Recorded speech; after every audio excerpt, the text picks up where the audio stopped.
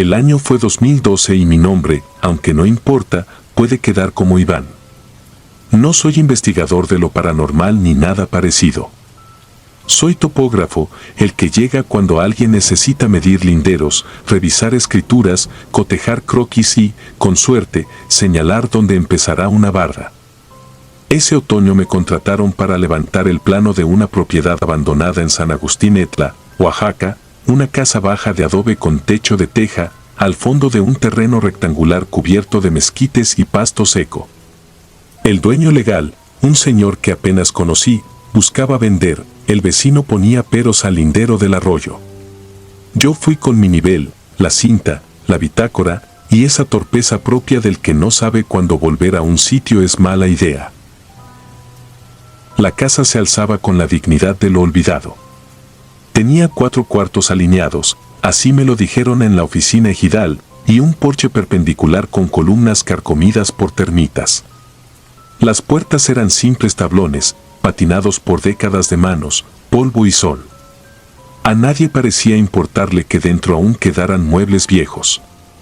Entre una cómoda dañada por humedad, un catre sin colchón y una mesa coja, uno puede reconstruir vidas completas sin acertar nada. Llegué una mañana que olía a tierra fría, con neblina bajando de los cerros. La casa parecía respirar por sus grietas, como si cada resquicio exhalara lo que guardó por años. Lo primero fue revisar aberturas, apuntalar mentalmente por donde salir si algo se derrumbaba. Tomé fotos, numeré hojas en la bitácora, anoté rumbos y distancias. A media jornada me di cuenta de que el cuarto del extremo, el único con una puerta pesada de doble hoja, no abría. El candado era nuevo sobre herrajes viejos, una combinación absurda, como un parche brillante sobre una herida antigua. No tenía llave, por supuesto. Me prometí regresar con el dueño para abrir legalmente. Seguí midiendo. Sin embargo, cada vez que pasaba frente a esa puerta, lo sentía, una humedad más densa que el resto, como si detrás hubiera un aljibe o un cuarto sin ventilación. Pegué la oreja a una tabla, ridículo gesto que nadie vio, y escuché algo que primero confundí con la vibración lejana de un camión. Era, mejor dicho, más simple y perturbador, una respiración. Lenta. Inestable. Con pausas irregulares, como si a quien fuera le costara trabajo sostener el aire. Me separé rápido, reprochándome el teatro mental. En casas viejas hay ratas, gatos, aves.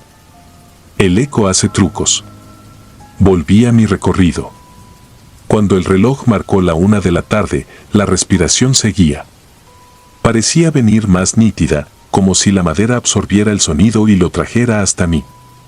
Salí al porche a comer un pan con queso y a ordenar dudas bajo el sol. El terreno, más allá de la línea de mezquites, terminaba en una cerca metálica caída. Al otro lado, el arroyo seco se curvaba como una cicatriz.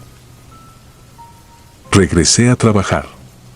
En el cuarto contiguo a la puerta doble encontré una escalera angosta que bajaba a un espacio mínimo, medio sótano, donde alguna vez guardaron granos o herramientas.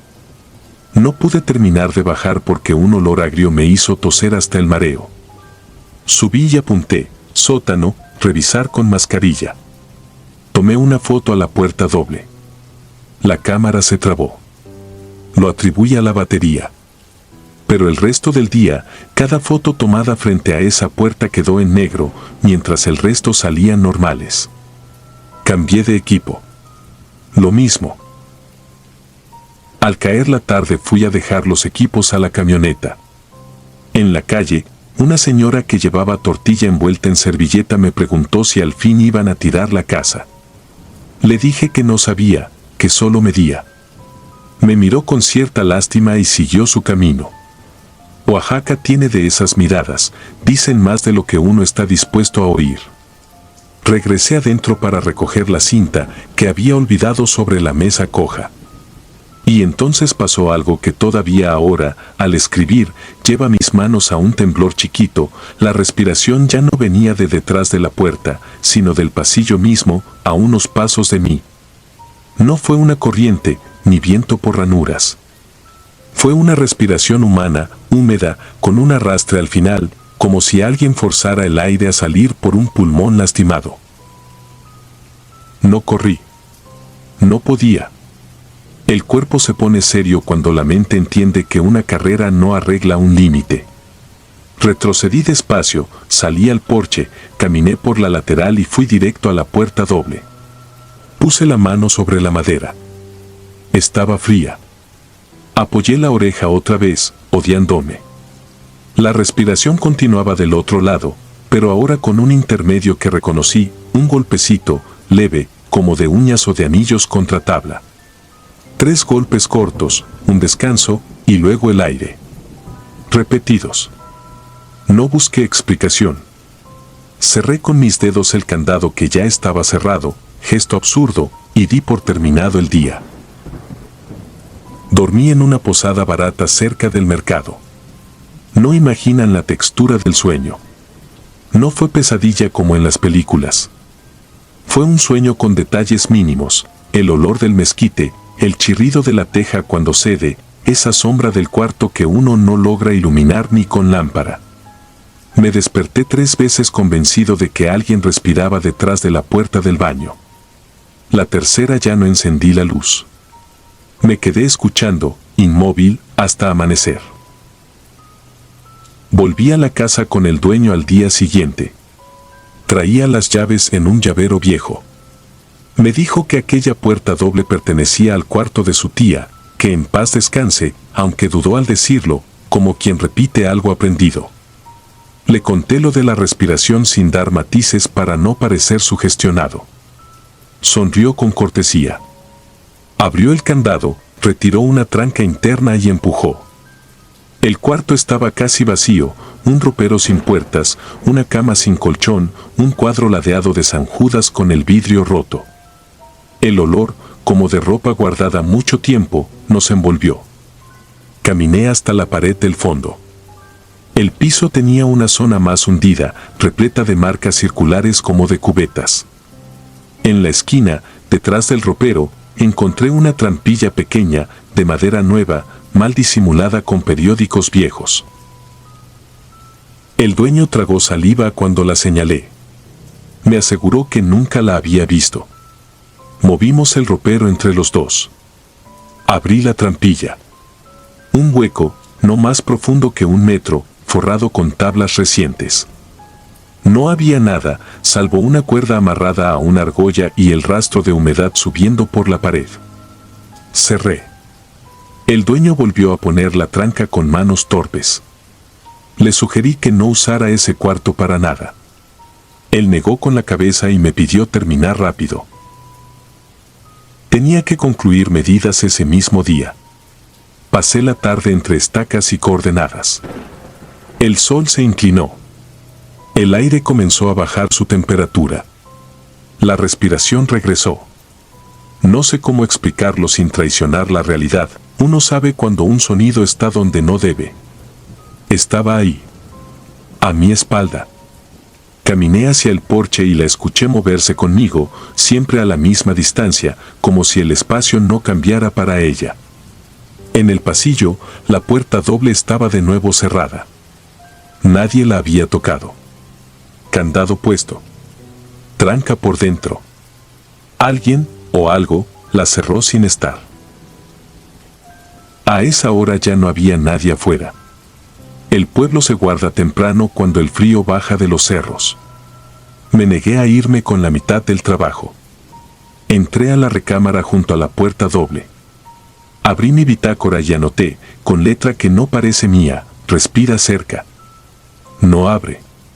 Golpes 3, pausa, aire. No escribí más.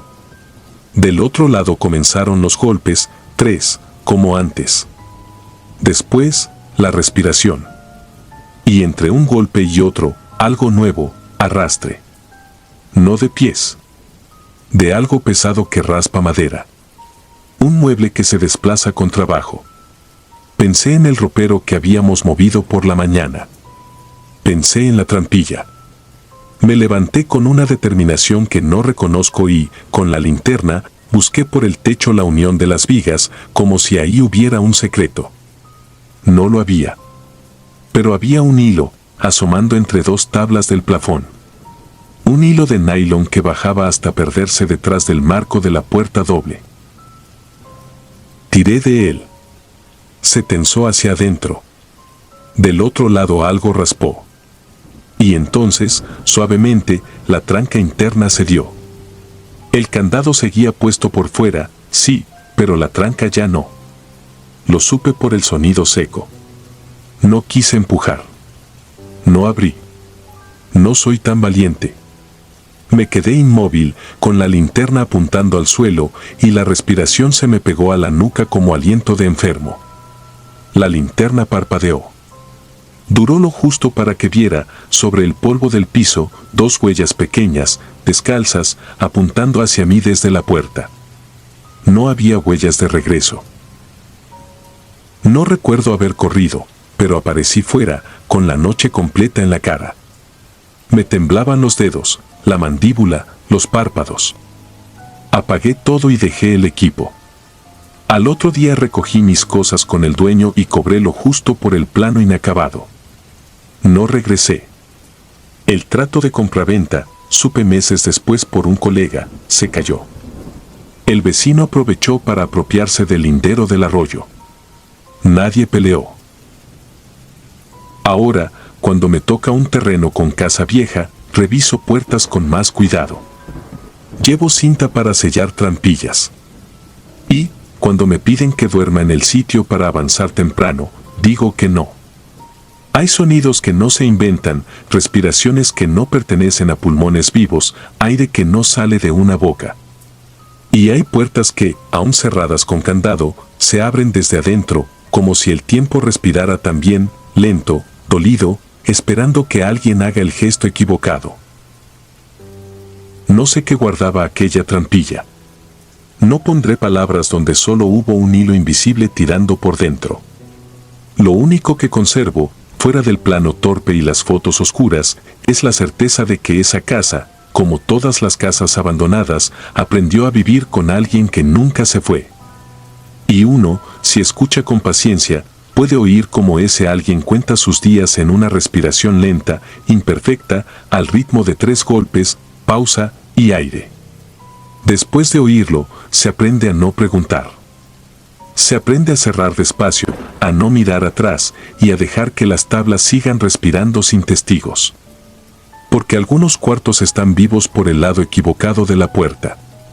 Y no buscan compañía, solo que nadie los vuelva a abrir.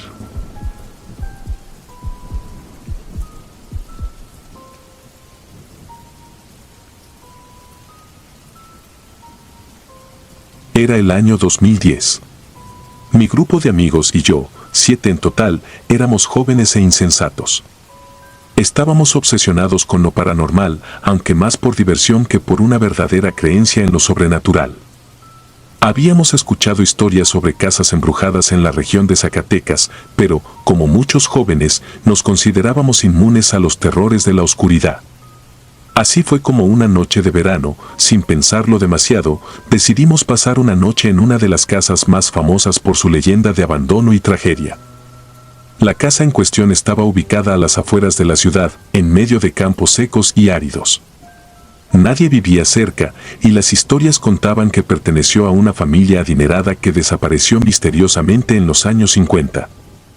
Desde entonces, la casa había quedado olvidada, maldita según algunos, como un recuerdo borroso de lo que alguna vez fue una propiedad imponente. Recuerdo el momento exacto en que llegamos. El cielo ya se había teñido de un azul oscuro profundo, con una luna llena que apenas iluminaba la carretera polvorienta. La fachada de la casa era imponente, aunque el tiempo había hecho su trabajo, las ventanas estaban rotas y las paredes, cubiertas de moho y grietas, daban la impresión de que el lugar respiraba en su soledad. Mis amigos, siempre bromistas, fingían estar asustados para sacarle risas al grupo. No les culpaba, yo también me reía, aunque por dentro algo no me cuadraba. Era como si la misma atmósfera alrededor de la casa estuviera cargada con algo que no podía explicar. Pero no dije nada.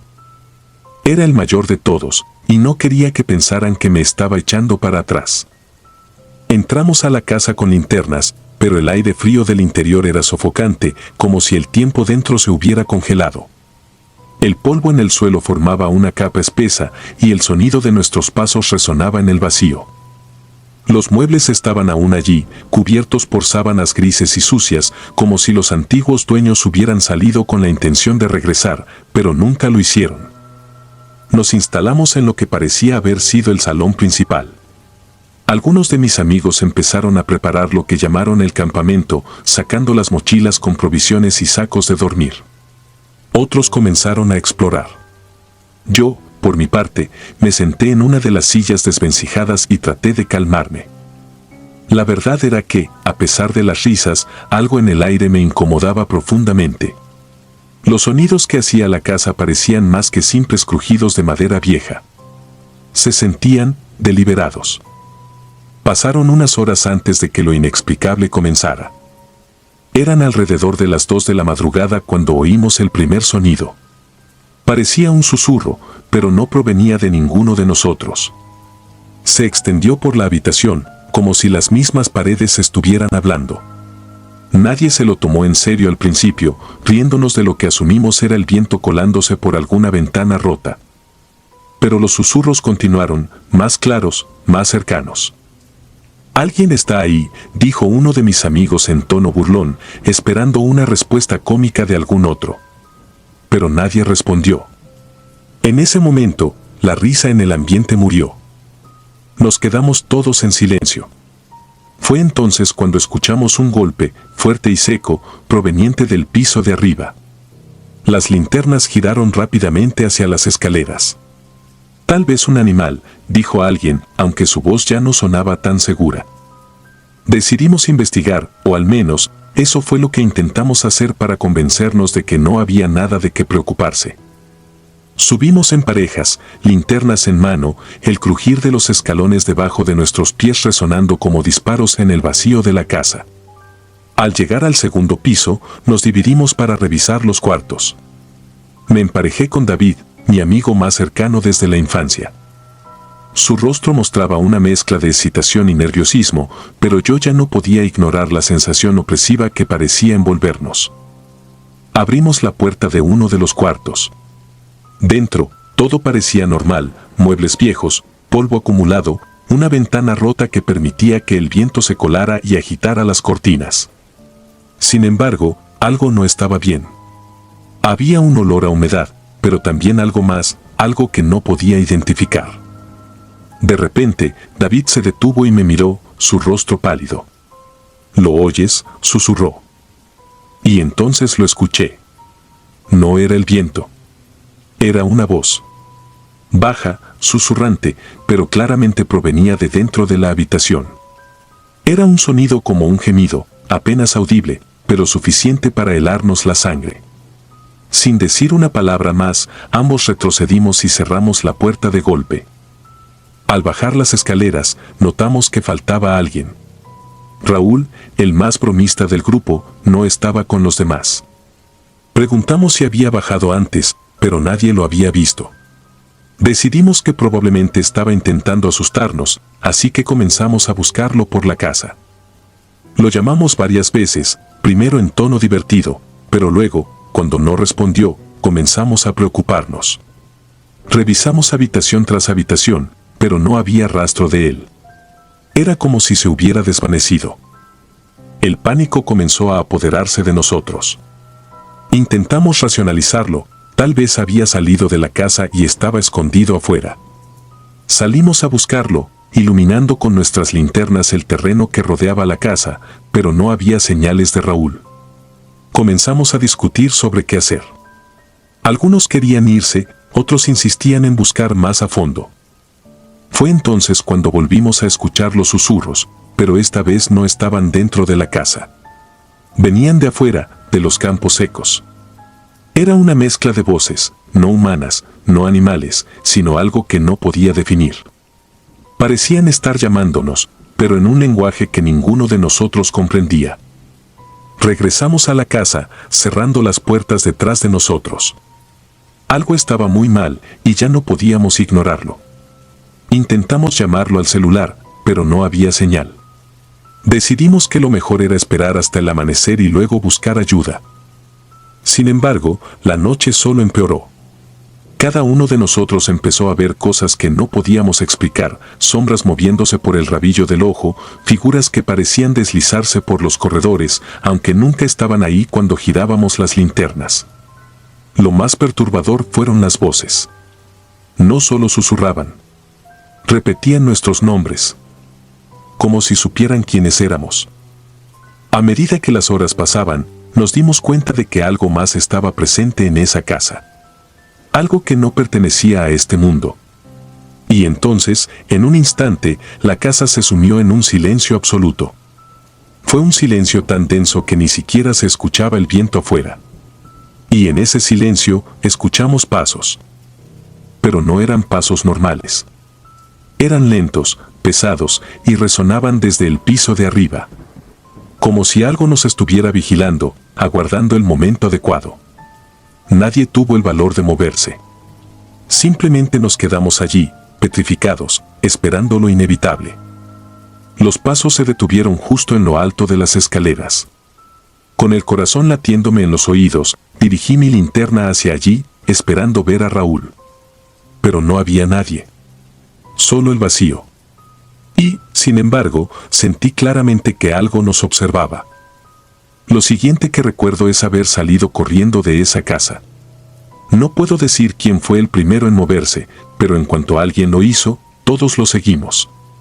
Corrimos hasta que nuestras piernas ya no dieron más, hasta que la casa quedó como un punto lejano en el horizonte. Raúl nunca apareció. Llamamos a las autoridades, organizamos búsquedas, pero no hubo rastro de él. La casa fue revisada de arriba a abajo, pero era como si hubiera sido tragado por las sombras. Sus padres nunca encontraron consuelo, y nosotros nunca volvimos a ser los mismos. Hasta el día de hoy, sigo buscando respuestas. A veces pienso que tal vez Raúl sigue allí, en algún rincón de esa casa, atrapado entre dos mundos. Y en las noches más silenciosas, cuando el viento sopla de una manera particular, puedo jurar que escucho los susurros de esa maldita casa llamándome de nuevo, recordándome que nunca debía haber entrado. Porque algunas puertas, una vez abiertas, nunca pueden cerrarse.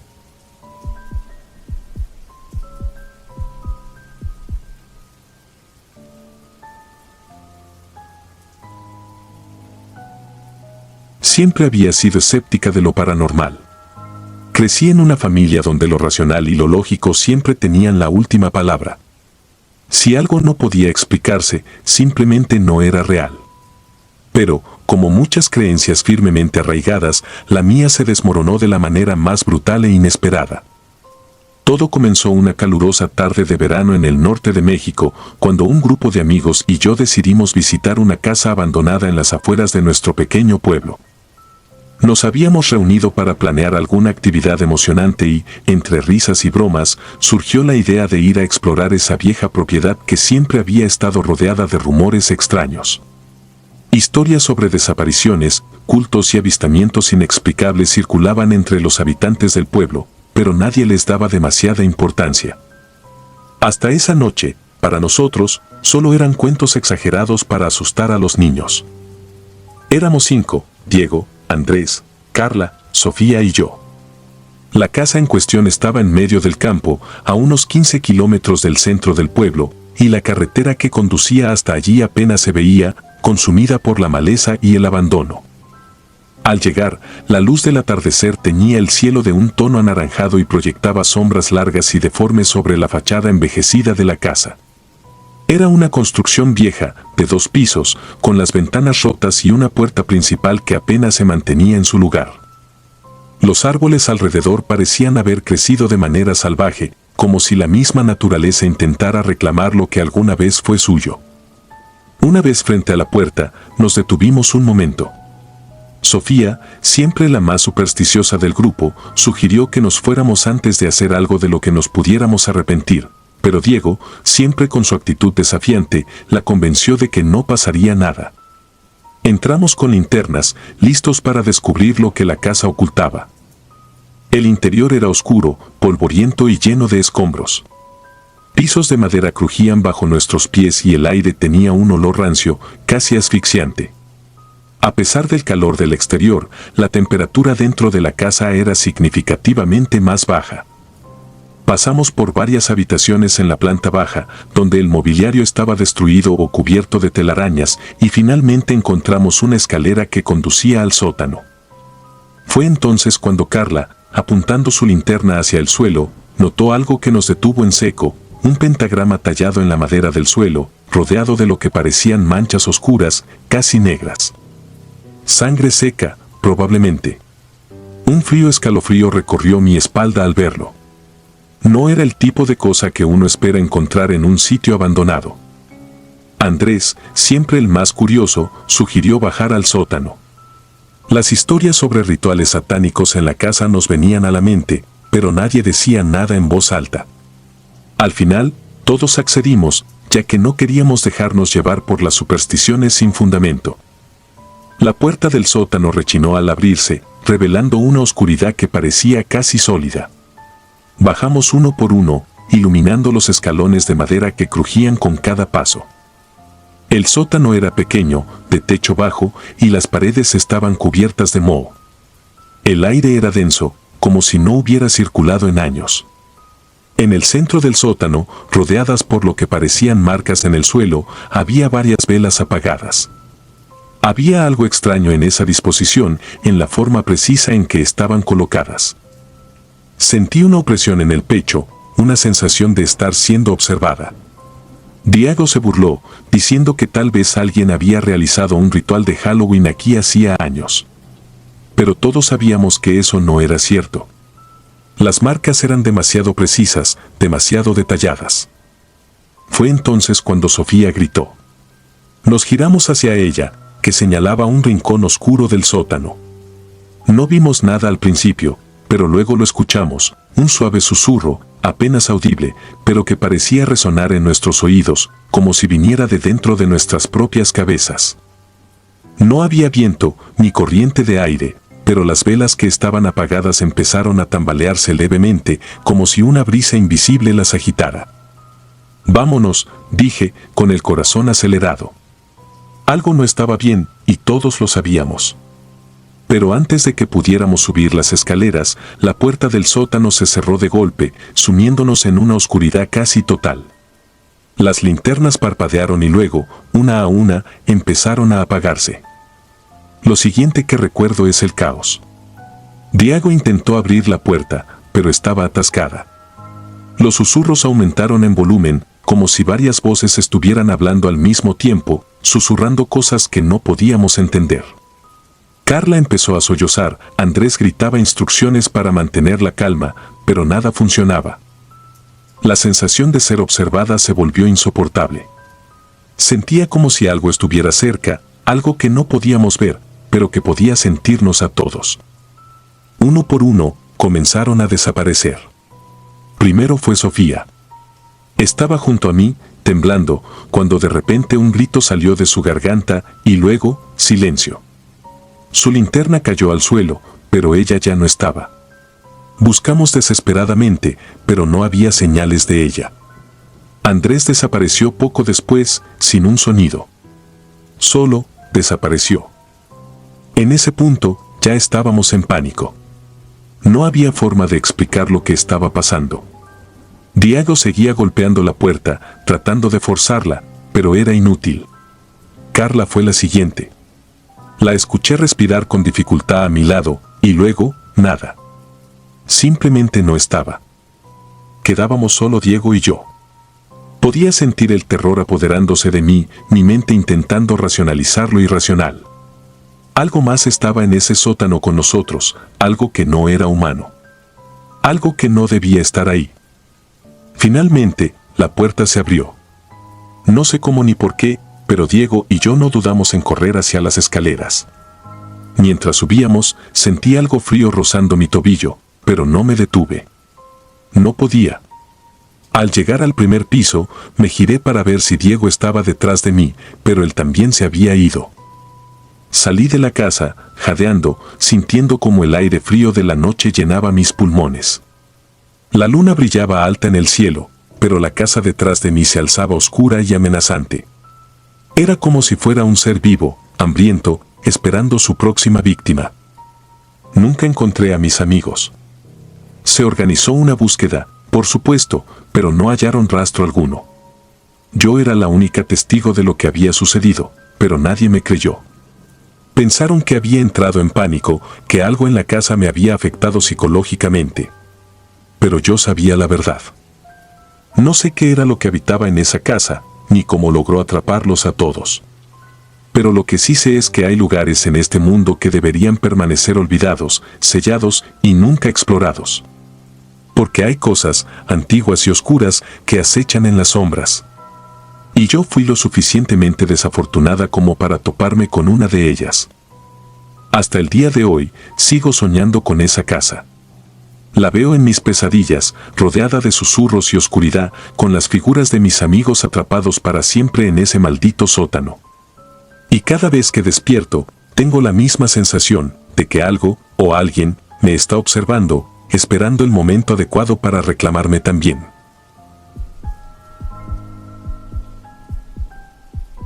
Antes de continuar, si disfrutas de mi contenido, deja tu like y suscríbete, ayudarías mucho.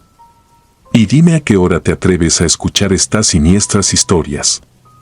Ahora, sin más interrupciones, continuemos.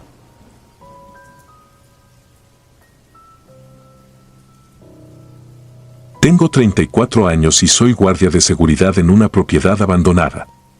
Mi trabajo, en teoría, es sencillo: vigilar una casa enorme en las afueras de Nueva Orleans, una mansión que nadie quería comprar debido a su oscuro pasado.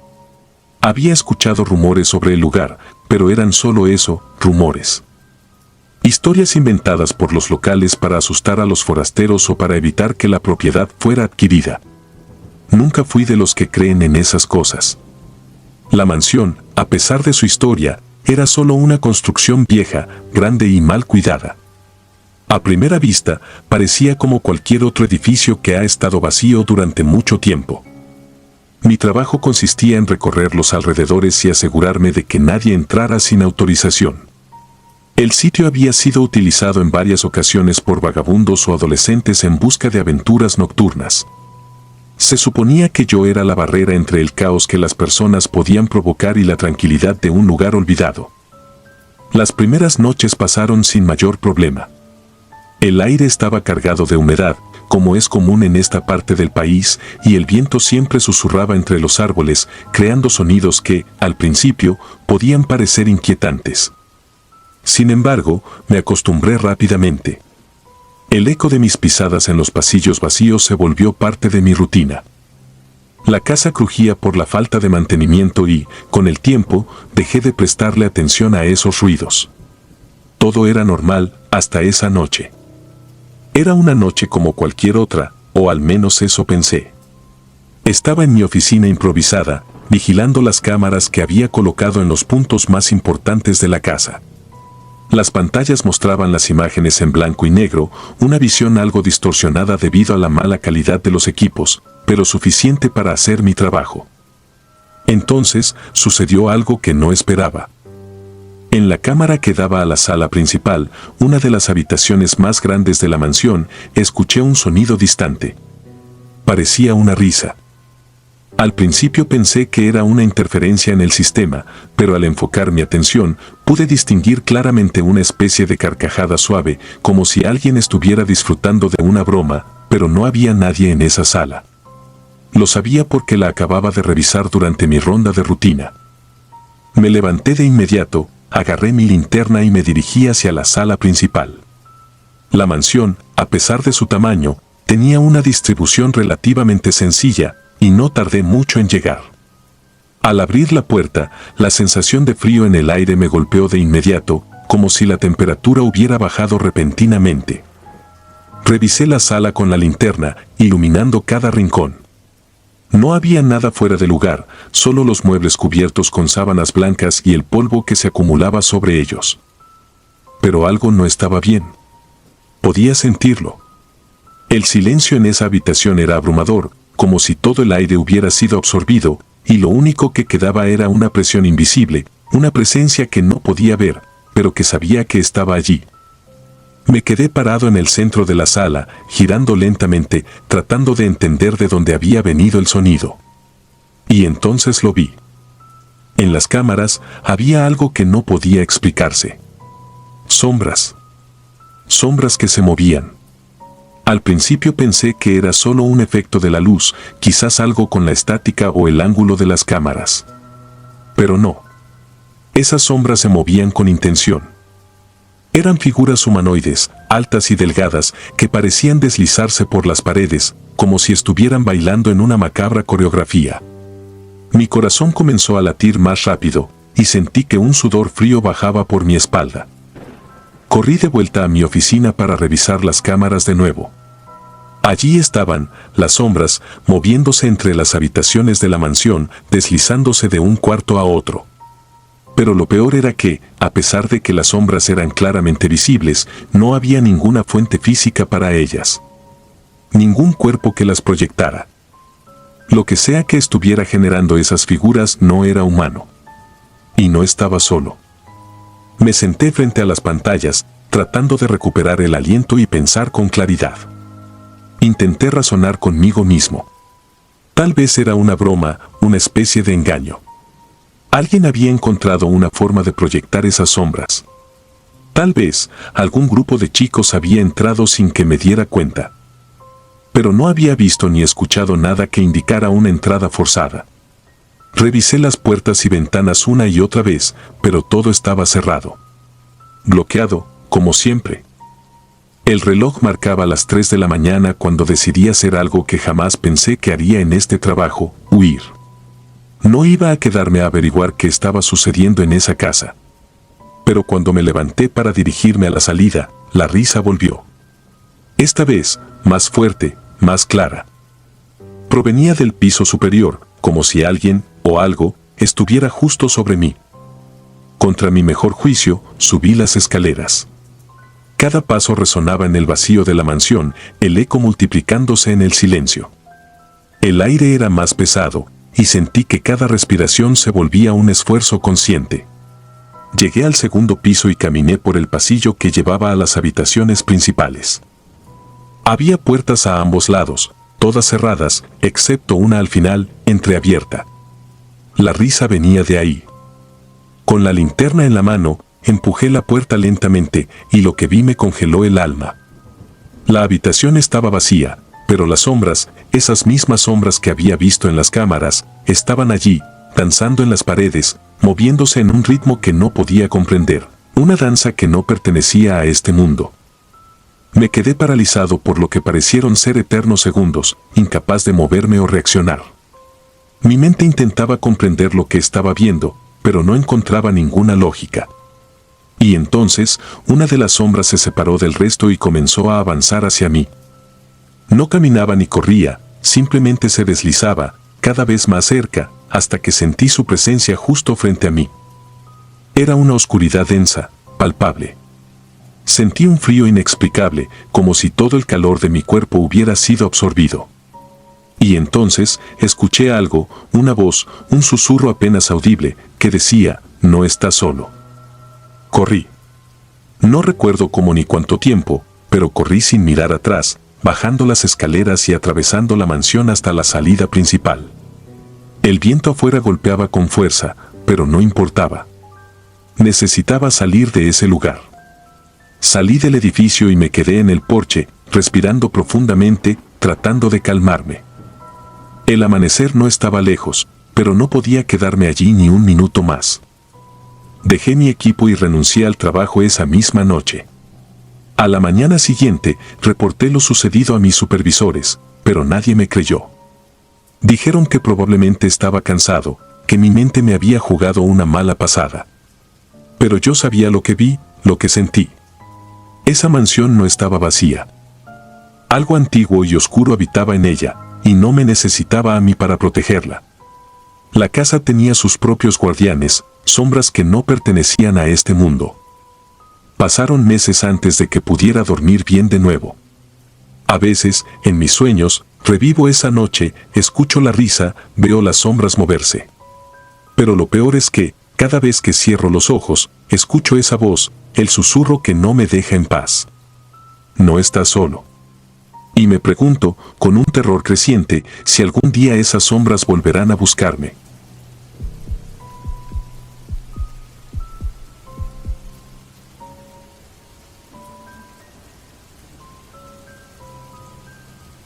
Yo no heredé esa casa ni fui a limpiarla con mi familia.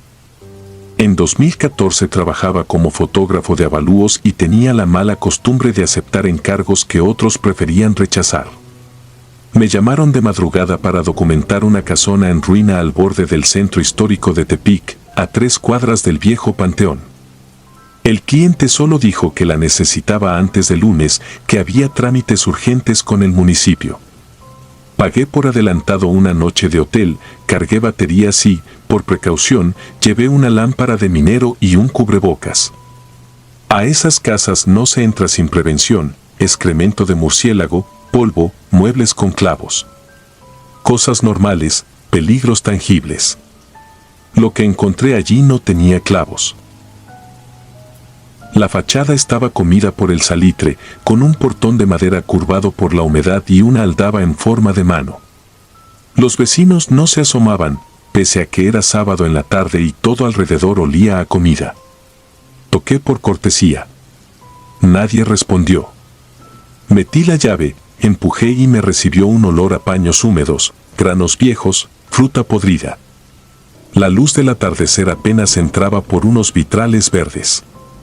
Hice las primeras tomas de la estancia, piso de pasta agrietado, un piano cerrado con una pata rota, retratos invertidos como si alguien hubiera girado todos los cuadros hacia la pared para no mirar. Me pareció un gesto decente en una casa vacía, no mirar. El aire estaba más frío adentro que afuera. Lo supe en la piel antes de que la lente se empañara. Fui habitación por habitación anotando grietas, puertas descuadradas, techos a punto de caer.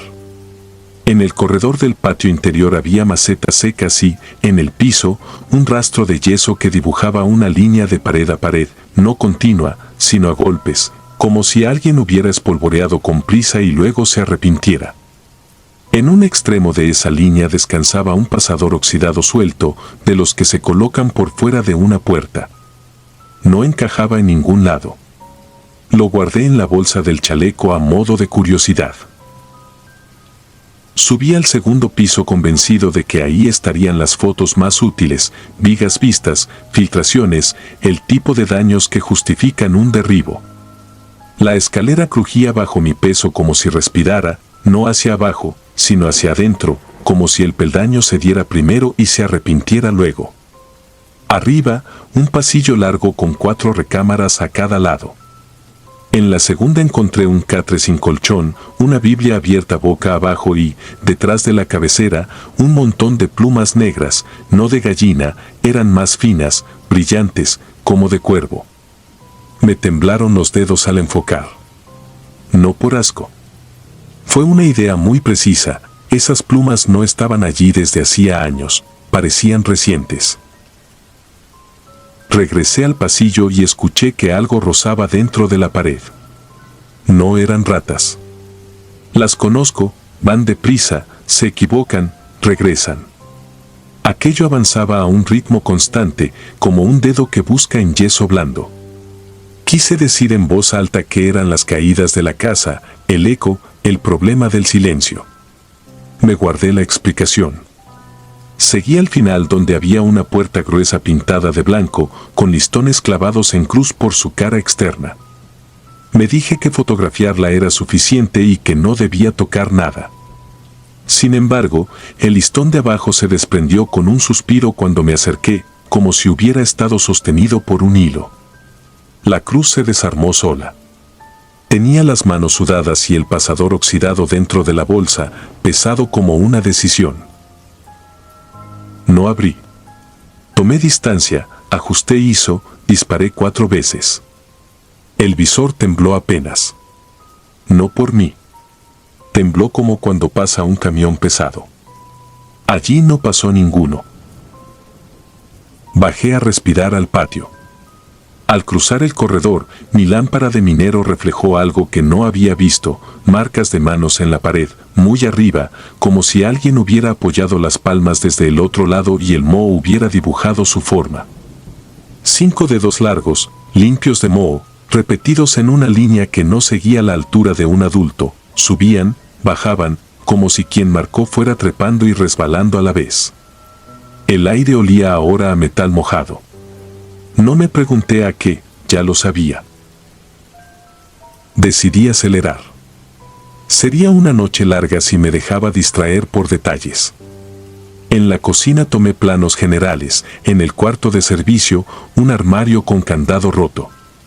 Dentro había tarros de vidrio. En uno, recortes de periódico. En otro, huesos de ave. Y un tercero con un líquido ámbar y algo suspendido que no quise reconocer. Cerré el armario sin fotografiar su interior. Aprendí hace tiempo que hay cosas que, si las documentas, se quedan contigo. Volví al segundo piso porque no me gusta abandonar un tramo a medias. En el pasillo, la puerta blanca estaba entornada. No tenía viento. Puse la cámara en ráfaga por si era mi única oportunidad. Empujé con los nudillos.